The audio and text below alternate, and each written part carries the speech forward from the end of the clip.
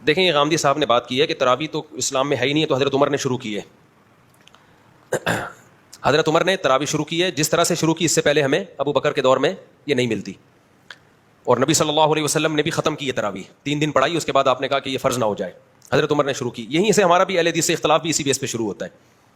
ہم یہ کہتے ہیں کہ اگر آپ نے تراویح کو ماننا ہے حدیث کی روشنی میں، تو حدیث میں تراویح کا ثبوت نہیں ہے بلکہ تراویح کی نفی ہے. 3 دن پڑھ کے آپ صلی اللہ علیہ وسلم نے اس کو کیا کر دیا؟ ختم. تو آپ بھی ختم کریں. سمجھتے ہیں نا؟ آپ ایک بھی رکعت نہ پڑھیں. بولے تہجد ہے 8 رکعتیں اخبل طریقے سے انفرادی جو جتنی پڑھنا چاہے. اور اگر آپ عمر رضی اللہ تعالیٰ عنہ کے عمل کو بیس بناتے ہیں تو پھر عمر رضی اللہ تعالیٰ عنہ نے 20 پڑھی ہیں، 8 نہیں پڑھی ہیں. 8 کے بارے میں جو موطا کی روایت ہے وہ ضعیف ہے، اور اس کی 2 دلیلیں بہت مضبوط ہیں. نمبر 1، موطا امام مالک کی تصنیف ہے. امام مالک خود بھی 8 کے قائل نہیں ہیں، وہ تو 20 سے بھی زیادہ کے قائل ہیں. اور کیوں قائل ہیں؟ اصل میں تو وہ بھی 20 ہی کے قائل ہیں، لیکن 16 رکعتوں کے کس بیس پہ قائل ہیں وہ ایک الگ بحث ہے، وہ بھی ہمارا ہدف نہیں ہے. باقی تینوں ائمہ 20 کے قائل ہیں. تو حضرت عمر کی یہ جو 8 رکعتوں والی روایت ہے، پہلی بات تو یہ کہ امام مالکی مذہب میں بھی فتویٰ 8 پر نہیں ہے، تو وہ کیوں اپنی کتاب کو چھوڑیں گے؟ اور سند کے لحاظ سے وہ مسترب ہے. اس کا استراب کیا ہے؟ جو سند مسترب ہوتی ہے نا، اگرچہ وہ راوی ثقہ بھی ہوں، لیکن مسترب سند راوی کا استراب ہے نا، وہ ایک بیان پہ ٹکتا نہیں ہے، تو استراب کی بیس پہ بھی حدیث ضعیف ہوتی ہے. لہٰذا بہت سارے محدثین نے اس کو مسترب کیا کہ اس حدیث کو رد کر دیا ہے. اور تیسری زبردست دلیل یہ ہے کہ اگر حضرت عمر نے 8 شروع کی ہوتی، صحابہ تابعین میں ہمیں کسی رمضان میں 8 رکعت کوئی پڑھتا ہوا تو نظر آتا ہے نا. کوئی ایک ضعیف روایت بھی نہیں ہے. بصرہ میں، کوفہ میں، دمشق میں، شام میں، ملیشیا میں، کہیں بھی اس دور میں کسی صحابی یا تابعین نے 8 رکعتیں پڑھی ہوں. 16، 20، 24 اتنی ملتی ہیں ہمیں. 16 کم سے کم 16 ملتی ہیں، ورنہ زیادہ میجورٹی تو 20 پڑتی ہے. وجہ کیا ہے؟ ان سب نے اس میں کس کو فالو کیا؟ جب تراویح انہوں نے حضرت عمر سے لی ہے تو رکعتیں بھی کس سے لی؟ حضرت عمر سے لی ہیں انہوں نے. تو امام شافعی جو انہوں نے کہا میں نے اہل مکہ کو 20 رکعتیں پڑھتے ہوئے پایا. امام ابو حنیفہ نے اہل کوفہ کو، جو صحابہ تابعین سے جو نمازیں منقول ہو کے آئی نا، صحابہ سے بھی ہمیں تابعین سے بھی یہی ملتی ہیں 20 رکعتیں. تو اس لیے ہمارا پہلا سوال تو اہل حدیث سے ہے کہ یہ کیا بات ہے؟ آپ بخاری کی 8 رکعتوں والی حدیث پیش کرتے ہو، نبی رمضان غیر رمضان میں 8 پڑھتے تھے، تو نبی کے عمل کو فالو کرنا ہے تو نبی نے تو 3 دن پڑھ کے کیا کر دیا؟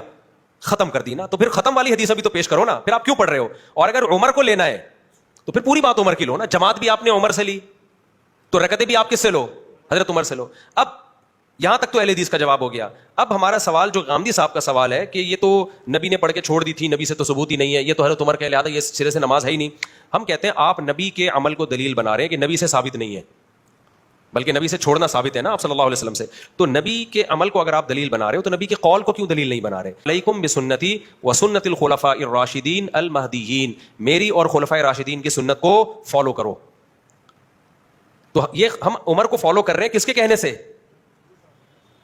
نبی کے کہنے سے. ممکن ہے کچھ اسکالر یہاں کے کہیں کہ اچھا حضرت عمر کا تو فلاں فیصلہ ہے، وہ فلاں فقیہ نے نہیں مانا، فلاں صحابی نے نہیں مانا، تو آپ ہر بات تو عمر کی ویسے بھی نہیں مانتے. کچھ مسائل ہوں گے نکالے جا سکتے ہیں. ہم کہہ رہے ہیں یہ وہ مسئلہ ہے، حضرت عمر کی اس بات کو تمام صحابہ نے مانا، عثمان نے، علی نے، عبداللہ بن مسعود نے، حضرت عائشہ نے. پوری دنیا میں مشرق مغرب شمال جنوب تراویح کا انعقاد کیا ہو گیا؟ شروع ہو گیا، اور تواتر کے ساتھ آج تک چلا آ رہا ہے. حتیٰ کہ حرمین میں پچھلے سال 10 رکعتیں ہوئی ہیں، اس سے پہلے 1400 سال میں کوئی نہیں دکھا سکتا 20 رکعت سے 1 رکعت کم ہوئی ہو. اب یا تو حضرت عمر نے کوئی نئی چیز گڑھی ہے، غلطی ہوئی ہے ان سے. غلطی ہوئی ہوتی صحابہ اسی وقت آپ کو ٹوک دیتے، نہیں ٹوکا. یہ اس کی علامت ہے کہ حضرت عمر نے بدعت کا آغاز نہیں کیا، بلکہ حضرت عمر نے پیغمبر کے عمل کو زندہ کیا ہے. جو عمل ختم ہو چکا تھا، بالکلیہ ختم نہیں ہوا تھا، جماعت کا عمل ختم ہو گیا تھا، اور جماعت کا عمل بھی بالکلیہ ختم نہیں ہوا تھا. ایک امام کے پیچھے نماز کا عمل ختم ہو گیا تھا. ہوا یہ ہے کہ نبی صلی اللہ علیہ وسلم نے جب 3 دن تراویح پڑھائی ہے نا، تو آپ صلی اللہ علیہ وسلم نے فرمایا کہ تم پہ فرض نہ ہو جائے، تو آپ نے خود آنا چھوڑ دیا. صحابہ سمجھ گئے کہ نبی چاہتے ہیں کہ یہ نماز ہم پڑھیں، لیکن فرضیت کے خوف سے آپ نے کیا کر دیا؟ ختم. لہذا صحابہ نے اس کو زندہ رکھا. مسجدوں میں صحابہ آتے، ابو بکر کے دور میں تراویح ہوتی تھی، عشاء کے بعد لوگ مختلف قاریوں کے پیچھے جماعت کی نماز سے قرآن سنتے تھے. ان کے پیچھے اتنی لمبی لمبی نمازیں ہوتی تھیں کہ سحری کے وقت میں جا کے ختم ہوتی تھی، عشاء کے بعد شروع ہوتی تھی. حضرت عمر جب آئے، حضرت عمر نے دیکھا کہ انہوں نے فرمایا کہ تم نے تو قرآن کو ٹکڑے ٹکڑے بنا لیا ہے، ایک مسجد میں اتنی جماعتیں کیوں ہو رہی ہیں؟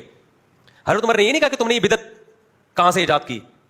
دیکھو رمضان کے علاوہ اگر یہ مسجد نبی میں عمل ہوتا، حضرت عمر اس کو باقی رکھتے؟ حضرت عمر کہتے بھائی نفل نمازیں انفرادی پڑھو نا، یہ اتنی جماعتیں کیوں ہو رہی ہیں؟ عشاء کی جماعت ہو گئی، اپنے اپنے گھروں میں جاؤ، تہجد پڑھنی ہے انفرادی پڑھو. حضرت عمر کو اس پہ اشکال نہیں تھا اتنی جماعتیں کیوں ہو رہی ہیں.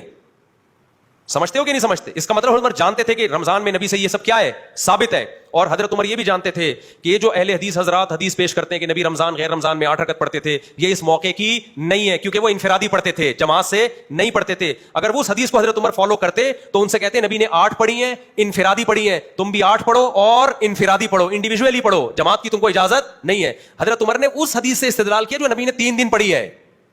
وہ والی نہیں تھی جو بخاری کی 8 رکعت. وہ کتنی رکعتیں تھیں اس کے بارے میں ایک ضعیف روایت ہے، 20 رکعتیں. لیکن حضرت عمر سے اس روایت کی تائید ہوتی ہے کہ وہ 20 ہی تھیں. تو اب کیا ہے کہ حضرت عمر نے ان سب کو کہا کہ تم لوگ انفرادی طور پر نمازیں پڑھ رہے ہو، ایک امام کے پیچھے میں تمہیں جمع کروں گا. تو حضرت عمر نے کہا کہ مسجد میں امام کون ہوگا؟ ایک. وہ کتنی شروع کروائیں؟ ایک روایت میں 8 ہے، دوسری میں 20 ہے. 20 والی روایت کو صحابہ نے بھی لیا، چاروں اماموں نے بھی لیا. 8 رکعت والی روایت کو صدیوں تک کسی نے لفٹ نہیں کرائی، صدیوں تک. پوری روئے زمین پر نہیں ہوتی تھی. پوری علامہ شامی نے 150-200 سال پہلے لکھے پوری روئے زمین پر 20 رکعت سے کم ایک رکعت بھی تراویح نہیں ہو رہی. اس کے بعد اہل حدیث نے کیا کہا؟ کتنی ہوتی ہیں؟ 8. ٹھیک ہے، کچھ علماء نے اس دور میں بھی کہا تھا کہ 8 ہوتی ہیں، ان کی بات کسی نے نہیں مانی کیونکہ یہ بالکل شاذ قول تھا نا، اجماع امت کے خلاف قول تھا، تو اس کو رد کر دیا. علامہ ابن حمام ایک حنفی عالم گزرے، انہوں نے کہا کہ ثابت 8 ہے، پڑھ بھی سکتے ہو. انہی کے بیٹے نے جو علماء تھے انہوں نے نفی کی، بھائی یہ میرے ابا کا تفرد ہے، ٹھیک ہے نا، یہ ان کی اپنی رائے ہے، یہ قابل قبول رائے نہیں ہے. تو چند ایک ایسے گزرے. اب پریکٹیکلی اس کو علامہ انشا کشمیری نے لکھا کہ نبی سے کچھ ثابت نہیں 8 ہے کہ 20 ہے. پھر آگے یہ بھی لکھا کہ دلائل کی روشنی میں 20 ہی ہیں. لیکن اہل حدیث علامہ انشا کشمیری کی بھی آدھی بات لیتے ہیں کہ دیکھو نبی سے کچھ بھی ثابت نہیں ہے. تو وہ علامہ انشا کشمیری کا مطلب یہ ہے کہ اجماع صحابہ اور تابعین اور ائمہ اربعہ کا بھی تو اجماع ہمارے لیے حیثیت رکھتا ہے نا. لیکن وہ ان کی وہ والی عبارت نکالتے ہیں. خود علامہ انور شاہ کشمیری بھی 20 رکعتیں ہی پڑھا کرتے تھے، آخر دم تک 20 ہی کا فتویٰ دیتے رہے ہیں. وہ سمجھتے ہو گے نہیں سمجھتے؟ تو اب جا کے اس کو تو غامدی صاحب کو ہم یہ کہیں گے کہ بھائی حدیث میں آتا ہے میری اور خلفائے راشدین کی سنت کو لازم پکڑو. تو اگر حضرت عمر شروع نہ کراتے، ہم نہ کرتے، ہم کہتے وہ جو حدیث ہے نا نبی نے جو 3 دن بعد چھوڑ دی تھی، وہ چھوڑی اس لیے تھی تاکہ امت نہ پڑھے. لیکن صحابہ نے پڑھی، حضرت عمر نے کی اور کسی صحابی نے اعتراض نہیں کیا، تو اس کا مطلب ہمیں حدیث سمجھنے میں غلطی ہو رہی ہے. حدیث کا اصل مطلب یہ تھا، صحابہ کے عمل کو سامنے رکھ کے پتہ چلتا ہے کہ بھائی فرض نہ ہو جائے، مطلب سنت تو رہے، فرض نہ ہو جائے. تو صحابہ نے اس کی سنت کو کیا رکھا؟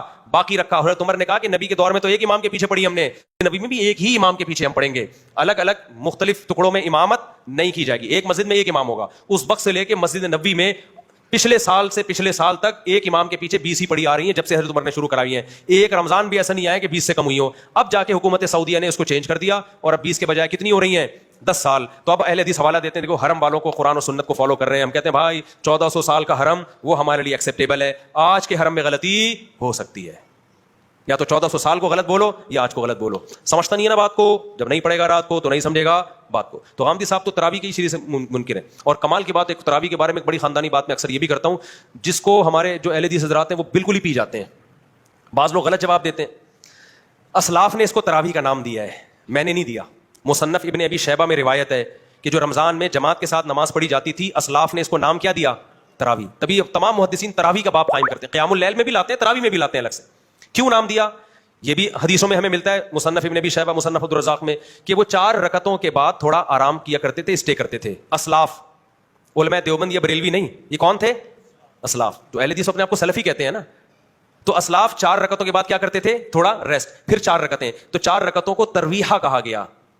کہ کیا کہا گیا؟ ترویحہ. تراویح جمع اقصا ہے، بہت سارے ترویح ہے، اس کو تراویح کی نماز کہا جاتا ہے نا. تو بہت ساری 4 رکعتیں، 8 رکعتیں تو 2-4 رکعتیں ہیں، اس پہ تو جمع کا اطلاق نہیں ہوتا. عربی میں جمع کے لیے کم از کم 3 افراد چاہیے، پلورل کے لیے. پلورل کے لیے اگر یہ 8 رکعتیں ہوتی تو ترویحتین کہا جاتا ہے اس کو. ترویحتین، تراویح نہیں کہا، تراویح جمع اقصا ہے. دیکھو مساجد جمع اقصا ہے، 2-3 مسجدوں کو نہیں، بہت ساری مسجدوں کہا جاتا ہے. اس کا مطلب اسلاف ایک ترویح نہیں پڑھتے تھے، بہت سارے ترویح تھے. تو اس نماز کو انہوں نے تراویح کہنا شروع کر دیا، بہت سارے ترویح. تو وہ نہ 8 ہے نہ 10 ہے. 10 میں تو 2 ترویح ہوں گے اور آدھا ترویح، 2 پورا ترویح ہی نہیں ہو رہا وہ تو، ٹھیک ہے نا. اس کا کسی کے پاس جواب نہیں ہے. تو اس لیے جب بھی آپ جمہور سے ہٹو گے نا، یاد رکھنا بظاہر بڑے مضبوط دلائل آپ کو لگیں گے، لیکن جب آپ اس کی ڈیپتھ میں جاؤ گے تو آپ کو وہ دلائل کھوکھلے لگیں گے. امت میں جمہور امت غلط نہیں ہو سکتی، 4 آدمی غلط ہو سکتے ہیں، یہ امت کی خاصیت ہے. 4 کروڑ غلط نہیں ہو سکتے. سمجھتا نہیں ہے نا بات کو. تو حامدی صاحب کے تو بہت سارے، ان کے تو اور بڑی چیزیں مارکیٹ میں لائے ہوئے. تو یہ تو رمضان کی رونق ہے یار، تراویح رمضان کی رونق، اور یہ رمضان کے ساتھ خاص ہے. تہجد تو رمضان ہو غیر رمضان سب میں ہے. تبھی عید کا چاند نظر آتے ہی کوئی بندہ آئے دوبارہ تہجد پڑھنے کے لیے جماعت کے ساتھ، فوراً نکال دیں گے. اگر وہ دلیل بخاری میں آتا ہے نبی نے تہجد جماعت سے پڑھی ہے، فوراً کیا کہیں بھائی گھر میں پڑھیے 2-4 افراد کے ساتھ. یہ 8-10 افراد نہیں ہیں آپ نے، نکلو پتلی گلی سے، تراویح گئی تو یہ تہجد نہیں ہے، یہ وہ نماز ہے جو رمضان کے ساتھ کیا ہے، خاص ہے، اس لیے اس کو نام الگ دیا ہے. اور میں نے علماء دیوبند نے یا بریلویوں نے نہیں دیا، یا حنفیوں شافیوں نہیں، اسلاف نے نام دیا اس کو. یہ نام نبی کے دور میں نہیں تھا، نماز تھی الگ سے اسپیسیفک جس کو حضرت عمر نے ایک منظم شکل دی. بعض لوگ یہ بھی کہتے ہیں کہ حضرت عمر خود تو نہیں پڑھتے تھے تراویح مسجد میں. حدیث میں آتا ہے حضرت عمر مسجد میں نکلے اور بڑی خوشی کا اظہار کیا، فرمایا واللتی تنامون عنہا افضل مما تقومون.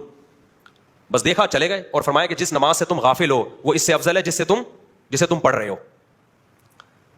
تو ہم کہتے ہیں کہ حضرت عمر خود حافظ قرآن تھے. یہ بھی اجماع ہے کہ جو حافظ قرآن خود قرآن دہرا سکتا ہے اس کے لیے افضل یہی ہے کہ وہ حافظ کے پیچھے پڑھنے کے بجائے اپنی الگ سے نماز پڑھے. اسی وجہ حضرت عمر تو حافظ تھے، ان کے لیے تو افضل یہ تھا کہ اپنے گھر میں الگ پڑھے وہ، یا الگ جماعت کرائیں اپنے گھر میں. تو ہم تو غیر حافظوں کو کہہ رہے ہیں کہ مسجد میں تمہیں حافظ نہیں ہو تو حافظوں کے پیچھے پڑھ لو. آپ نے حافظوں کو بھی غائب کر دیا اور بالکل ہی آپ نے انکار ہی کر دیا اس کا. دوسری بات یہ کہ اسی حدیث سے پتہ چلتا ہے کہ تہجد الگ ہے، تراویح الگ ہے. تبھی حضرت عمر نے کیا فرمایا، واللتی تنامون عنہا افضل مما تقومون، جس نماز سے تم غافل ہو، جو نماز تم پڑھ رہے ہو تو جس سے تم غافل ہو وہ اس سے بھی زیادہ افضل ہے. کیا مطلب تہجد اس سے بھی زیادہ افضل ہے؟ اس کا حضرت عمر تہجد کو تراویح سے کیا کر رہے ہیں؟ بولو نا، الگ کر رہے ہیں. اور یہ کہتے ہیں کہ تہجد تراویح ایک ہی ہے. تو اس حدیث سے تو پتہ چل رہا ہے کہ تہجد الگ ہے، تراویح الگ. اب یہاں ایک سوال پیدا ہوتا ہے، اتنا تو پتہ چل گیا کہ تہجد افضل ہے، تراویح کیا ہے؟ بولو، کم افضل ہے. تو خوب سمجھ لیں، بعض دفعہ ایک چیز کم افضل ہوتی ہے لیکن اس کی تاکید زیادہ ہوتی ہے. بعض دفعہ ایک چیز افضل ہوتی ہے لیکن اس کی تاکید کیا ہوتی ہے؟ کم ہوتی ہے. جیسے آپ فجر کی 2 سنتیں پڑھتے ہیں، فجر سے پہلے 2 سنتیں، تاکید اس کی زیادہ ہے، ثواب تہجد کا زیادہ ہے.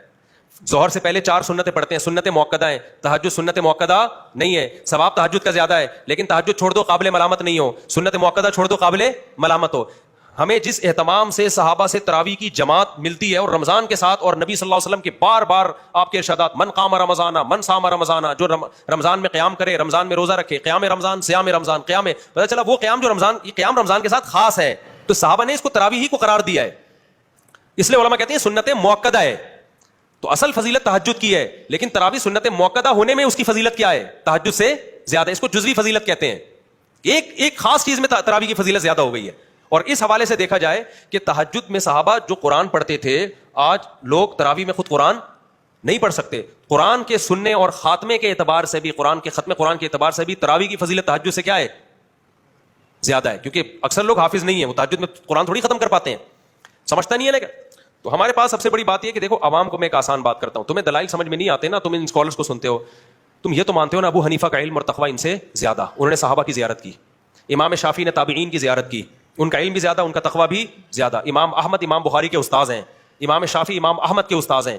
امام مالک تو ایسے امام ہیں جن کے بارے میں بہت سارے علماء قائل ہیں کہ جو حدیث میں آتا ہے نا کہ مدینہ میں ایک عالم پیدا ہوگا جس کی طرف دنیا آئے گی، جمہور اس کے قائل ہے کہ اس سے امام مالک مراد ہیں، جنہوں نے تابعین کی زیارت کی. اتنے بڑے بڑے اسکالرز جن کو 99% دنیا نے فالو کیا ہے. تو میں صرف عوام سے پوچھتا ہوں، ان کی عقل قرآن و حدیث کو سمجھنے میں زیادہ ہے یا آج کل کے اسکالرز کی؟ لوگ فوراً کہتے ہیں ہم کسی امام کو نہیں مانیں گے، ہم حدیث کو فالو کریں گے. بھائی آپ امام کو حدیث کے مقابلے میں نہ لے کر آؤ، یہ گڑبڑ کر، یہ لفاظی ہے. ہم کہتے ہیں حدیث کی ایک ایکسپلینیشن ہے، ایک ایکسپلینیشن غامدی صاحب کر رہے ہیں، ایک فلاں پروفیسر کر رہا ہے، ایک فلاں شخص کر رہا ہے، ایک فلاں مولانا کر رہا ہے، اور ایک ایکسپلینیشن ہے جو چاروں اماموں نے کی ہے بالاتفاق. تو ہم اس عوام کو کہیں گے اس ایکسپلینیشن کو مانو جو چاروں امام کر رہے ہیں. ان کے فالوورز بھی زیادہ، اور اس دور میں فالو کیا جب علم کا دنیا میں غلبہ تھا. آج کل کے اسکالرز کو فالو نہ کرو. عبداللہ بن مسعود کہتے ہیں من کان منکم مستنن فلیستن بمن قد مات فإن الحی لا یؤمن علیہ الفتنہ، کہ جو جس نے فالو کرنا ہے نا پہلے گزرے ہوئے لوگوں کو فالو کرے، وہ آج کل کے اسکالرز کو فالو نہ کرے. عبداللہ بن مسعود کا قول ہے، کیونکہ آج کل کے لوگوں کے بارے میں فتنے کا خوف زیادہ ہے، ان کے بارے میں زیادہ ہے کہ وہ کسی فتنے میں مبتلا ہوں گے. تو عبداللہ بن مسعود اپنے بارے میں کہہ رہے ہیں، تو آپ آج کل کے دور کے اسکالرز کو کیسے ان پر، یعنی ان کے برابر لا سکتے ہو؟ سمجھتا ہے کہ نہیں سمجھتا ہے؟ تو آپ کہہ سکتے ہو پھر ہم چاروں اماموں کو کیوں فالو کریں، ہم ان سے بھی پہلے لوگوں کو فالو کریں. ان چاروں اماموں نے اپنے سے پہلے لوگوں ہی کو فالو کر کے فقہ کو مرتب کیا، کوئی نئی چیز مارکیٹ میں یہ لوگ نہیں لے کر آئے ہیں. ان چاروں نے عبداللہ بن مسعود کے اس قول پر عمل کیا ہے، سمجھ رہے ہو کہ نہیں؟ انہوں نے مرتب کیا ہے فقہ کو. تو یہ بات 20 دفعہ بتائی جا چکی ہے، کھوپڑی شریف میں آتی نہیں.